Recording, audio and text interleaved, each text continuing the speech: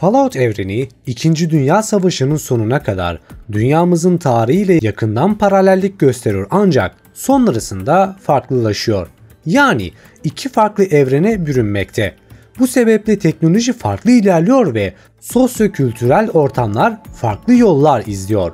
Dizi 2027 yılında hem Çin'in hem de ABD'nin tüm nükleer cephaneliklerini serbest bıraktığı ve yalnızca 2 saat süren kısa bir çatışma olan Büyük Savaş sırasında başlıyor. Hikayede 1996'dan bu yana hiçbir somut bilgi sağlanmadığı için Avrupa'nın durumu bilinmiyor. Ancak İngiltere'de olanları keşfedebilecek yeni bir oyunun ipuçları da mevcuttur. Bu bir sonraki videoların konusu, zira eğer Fallout oyununun gizemlerini merak edenler için daha derinlemesine videolar yapabiliriz.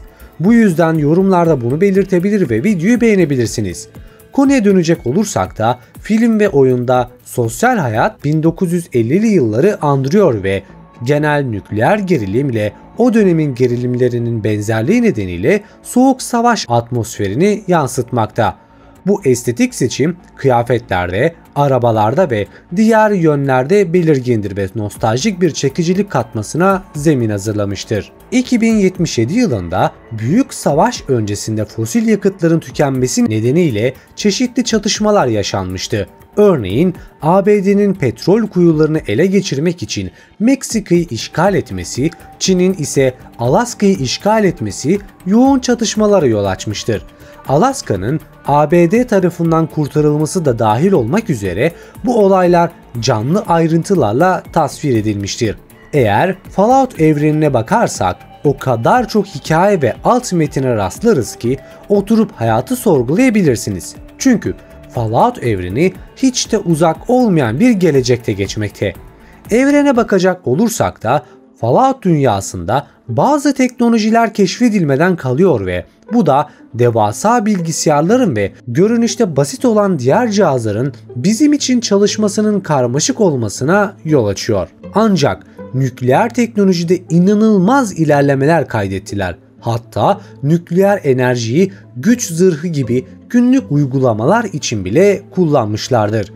Büyük Savaş'tan 50 yıl önce geliştirilen her biri farklı bir gizli gündem ve amaca sahip yaklaşık 150 mahzen bulunmaktadır. Birincil amaçları Enclave olarak bilinen önemli figürleri korumanın yanı sıra toplumu yeniden inşa edebilecek bireyleri barındırmaktır. Her Vault'un benzersiz bir düzeni vardır. Bazıları 25 yıl sonra otomatik olarak açılmıştır. Diğerleri ise asla kapanmaz ve bazıları ise sakinleri üzerinde psikolojik veya fiziksel deneyler yapar. Eğer Vault'un ne olduğunu bilmiyorsanız, Vault Türkçe karşılığı sığınak demektir ve bu sığınakları yapan firmanın ismi de Vault-Tec olarak karşımıza çıkmaktadır. Bu Vault'lardan bir tanesini örnekleyecek olursak da içinde 1000 adet adamın olduğu ancak sadece bir adet kadının olduğu bir Vault bulunur. Diğer bir Vault'ta ise bunun tam tersi olarak 1000 kadın olup sadece bir erkek bulunur. Açıkçası her iki durumda da olmak istemezdim arkadaşlar. Durumun nedeni zaten ortada. Hikayeyi burada böldüğüm için çok üzgünüm. Sadece bu emeğimin karşılığı olarak videoyu beğenebilir, yorumlarda özellikle bu oyun ve film hakkında fikirlerinizi belirtebilir. Kanalıma hala abone değilsen de abone olabilirsin. Katıl üyelerine ayrıcalıklı olarak videomuzu ilk izleyerek beklemek zorunda olmadan erişebilirsin. Sayının bu kadar artması sebebiyle de bir aylık erken erişim videoları gelecektir. Sohbet ve teoriler için ise Discord sunucuma gelmeyi unutma diyerek ben Masalcı Dede, kanalıma ve videoma hoş geldiniz. Diziye bakacak olursak karakterlerin esprili tavrı, özellikle de Vault sakinlerinin saflığı, onların korunaklı yetişme tarzından kaynaklanan dizide yinelenen bir temadır. Aptal gibi görünmelerine rağmen Vault'un dışındaki yaşamın farkında değiller ve bu da son derece kısır ve pragmatik bir varoluşa yol açmakta. Serinin zaman çizelgesi 2280 yılını kapsıyor.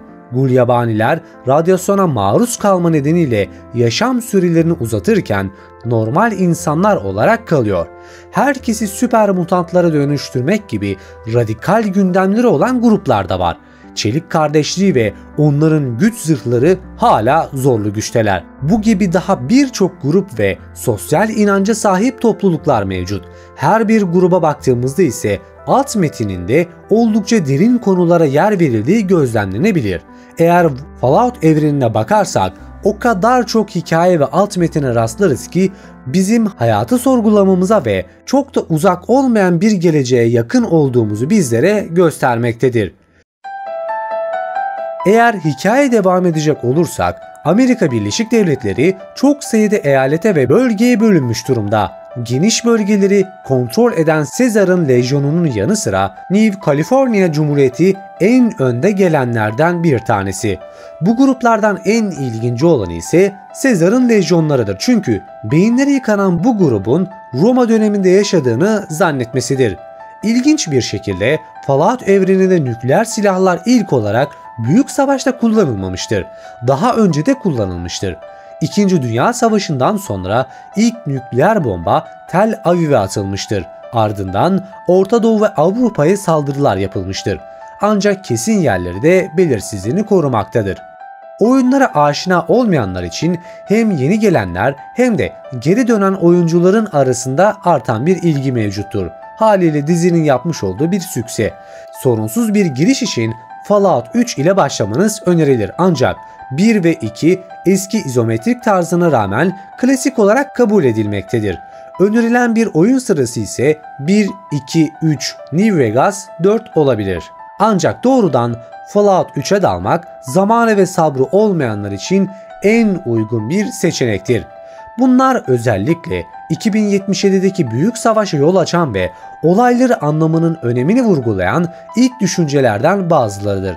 Mevcut popülerlik göz önüne alındığında sizin bu video olan ilginize göre Fallout evrenine derinlemesine dalabilir ve bu evrenin içinde kaybolabiliriz.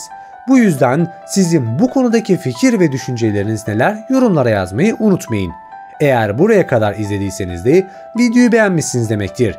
Kanalıma abone olabilir, yorumlarda özellikle fikirlerinizi belirtebilir, videoyu beğenerek bize destek olabilirsin. Bir sonraki videoda görüşmek üzere. Kendinize iyi bakın, hoşça kalın.